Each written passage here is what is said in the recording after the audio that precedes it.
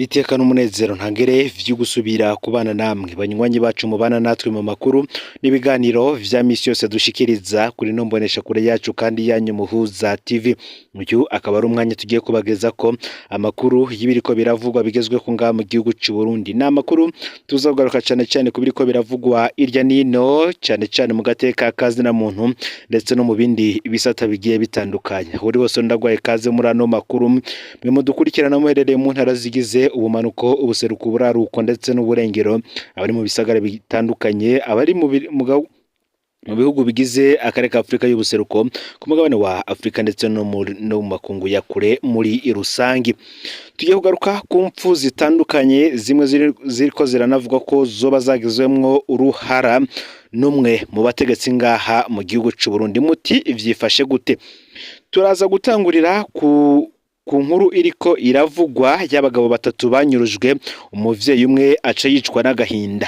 Yagize agahinda kuvyihanganira harimo umuhungu wiwe biranka aca acikana ubwo nyene. Ni mugihe kandi muri komine Musonga tuza kubabwira ingene hari ikiziga c'umukenyezi catowe gusa musanira gatika ko gica gihambwa kitamenyekanye, bivuga ko vyoba vyagizwemwo uruhara nabo mu nzego z'umutekano kandi bazwi cane.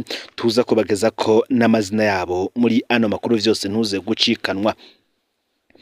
Ku mutumba wa Ruyaga uri muri komine Kanyosha mu ntara ya Bujumbura benshi bita Rurari, ivyabaye mu mpera y'indweze birababaje cyane. Uwitwa Jean Marie Ntezimana yarabuzwe irengero kuwa gatanu, umuvyeyi wiwe Kapitoline ndi mu rusaku avyumvise ca aracikana.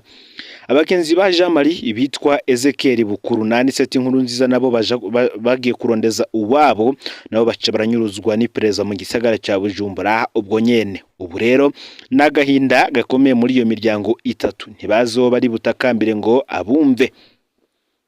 Uyu Jean Marie Ntezimana yavukiye mu Ruyaga mu mwaka w'1989. Ni mwene Ngendaharuri Pierre na ndi mu rusaku Kapitoline.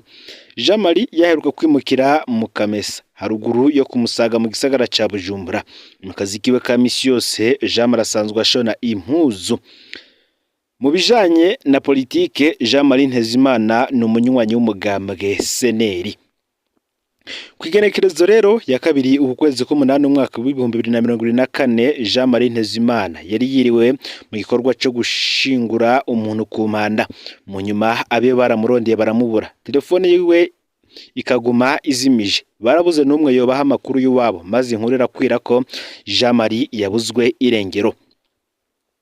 Kapitoline ndi mu rusaku, umuvyeyi wa Jean Marie ntiyashoboye kwihanganira ibara ry'umuhungu wiwe. Umupfasoni Kapitoline ndi mu rusaku yari umupfakazi, umuhungu wiwe Jean Marie Ntezimana niwe yari amutunza.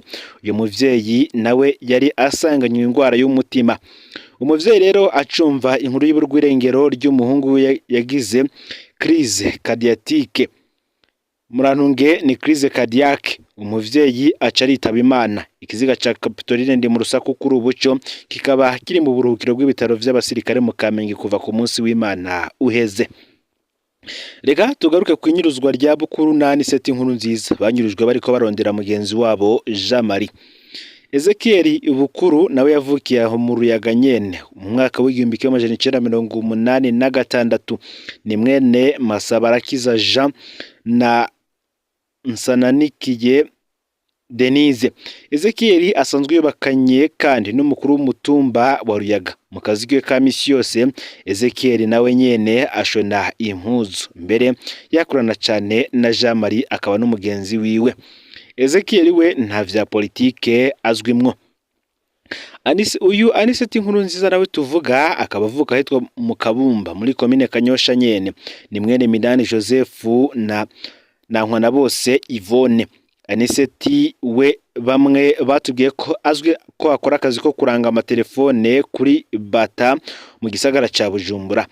Akaba kandi n'umugenzi wa Jean Marie na Ezekiel. Mu vya politike Aniseti Nkurunziza we akaba ari umunywanyi w'umugambwe uri ku butegetsi CNDD-FDD.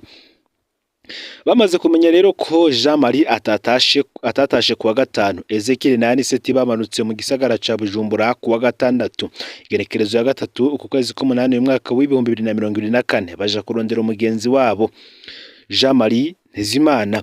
hari abavuga ko kandi baba baragiye kubaza mu iperereza ko Jean Marie yoba ari yari ico bikoze Ezekiel Bukuru na Anicet Nkurunziza bo bafashwe abantu babona mu gisagara ca Bujumbura imbere y'ahitwa Le Parisien, bafashwe n'abantu bari muri camionette double cabine Toyota Hilux ifise ibyo bitabona. Kuva ubwo nabo nta gakuru kabo, abaryango nabo bararondeye mu busho butandukanye barabura, baraje no muri commune Mutimbuzi naho barabura.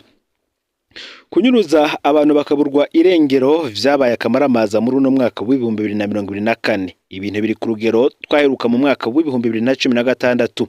Inzego zose z'igihugu ziranumye nk'uko atacoba kiriko kiraba. Ya leta mvyeyi President Ndayishimiye ngo yaremereye yatwemereye akija ku butegetsi abarundi basigaye bibaza ko nayo itoba yaranyurujwe.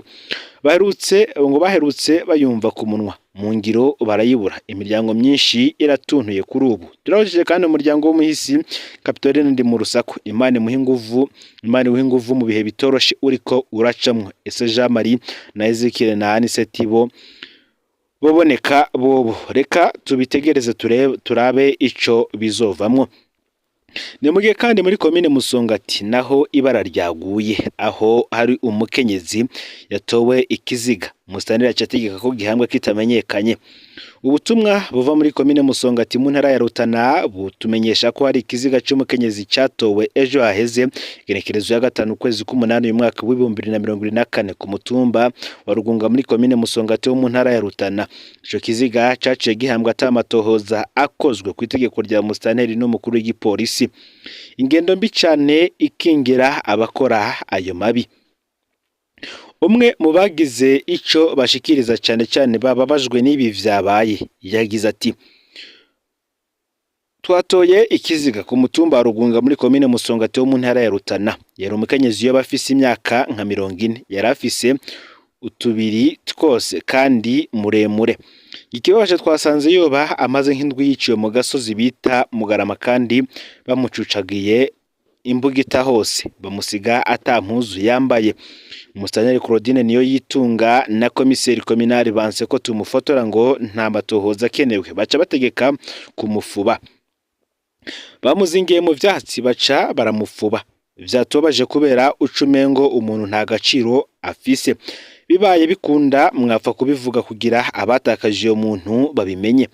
Iyi ngendo ni mbi cyane. Umuhingo myinshi y'igihugu haratorwa ibiziga by'abantu, abategetsi bagaca bategeka kubihamba vyihuse atana kimwe gikozwe cyo gutohoza uwo muntu wari we n'icamwishe. N'ingendo iboneka nko gukingira ikibaba c'abagandagura abo bantu. Abategetsi kandi barakwiye kwisubirako umuntu bakamuha agaciro. Abo babuze uyo muntu w'umukenyezi muri ino minsi bo kwandikira bamwe mu baharanira agateka kazira muntu harimwo na Pacifique Ninahazwe afise umugambi bita ndondeza kugira ngo bamenye ingene vyose ibigenda. Mu yandi makuru mu ntara ya Bubanza, commune Bubanza naho ibintu nakamaramaza. Kuri uyu munsi genekerezo ya 6 ukwezi k'umunani uyu mwaka w'ibihumbi 2024 kw'isaha 3:45 z'agatondo habaye ibintu benshi bise akamaramaza. Barukutihanganirana mu vya politike biriko birabandanya. Muri kano kanya ingoro y'umugambwe Sahwanya Frodebu muri zone Mitakataka iriko irasibanganwa. Uburongo yo mugambwe muri iyo zone we akaba ngo yahejeje guhunga. Abo bariko basibanganya iyo ngoro y'umugambwe Sahwanya Frodebu ngo ni chef de zone Jacques Nicitegetse na Manase Nzobonima yahoze ari nararibonye mu mugambwe CNDD-FDD akaba nimvukira muri iyo zone nyene. Bari baherekejwe n'urwaruka rwinshi ngo rwimbonera kure. Ubundi ngo vyose vyatanguye ejo hahise ku munsi wa mbere w'indwi igenekerezo ya 5 ku kwezi k'umunani uyu mwaka w'ibihumbi 2024 guserukira umugambwe Sahwanya Frodebu muri zone Mitakataka ariwe Donatien Ngendakumana yararonse ubutumwa buvuye kwa Manase Nzobonima amubwira ko amukeneye uno munsi ku igenekerezo ya 6 uyu mwaka ukwezi k'umunani uyu mwaka w'ibihumbi 2024 aho kuri zone nyene. Mukanya gaheze rero mu gatondo nk'isaha 3 wa mukuru w'umugambwe Donatien Ngendakumana yitavye kuri zone aho yahahuriye na Manase Nzobonima.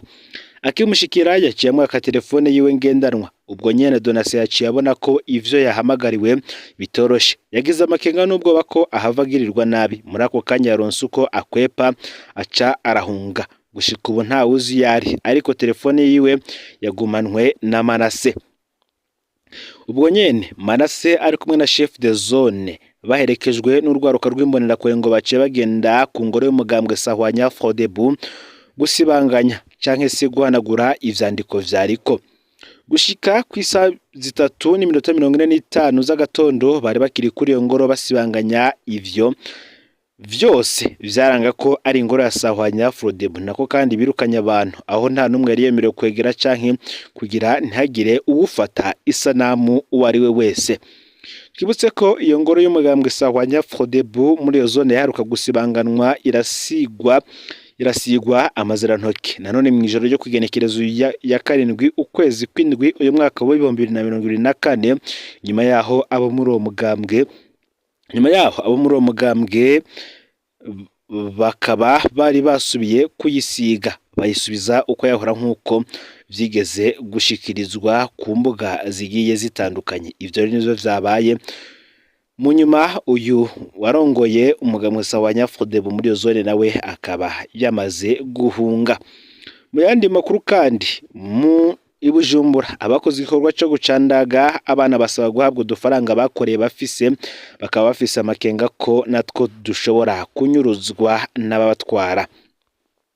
Iyi ni inkuru idushikiye aho abakozi harimwo abaforoma, abamobilisateri, abaja ndetse n'abandi batandukanye baheruka gucandaga abana bakiri bato ingwara y'agasama mu gisagara ca Bujumbura bashikiriza ko bakoreye baroreye amafaranga yabo barabura. Bakabamenyesha ko bakirangiza ico gikorwa basabwe gutanga amanimero yabo ya Ecocash kugira bazobarungikira ayo mafaranga, ariko bararindiriye barabura.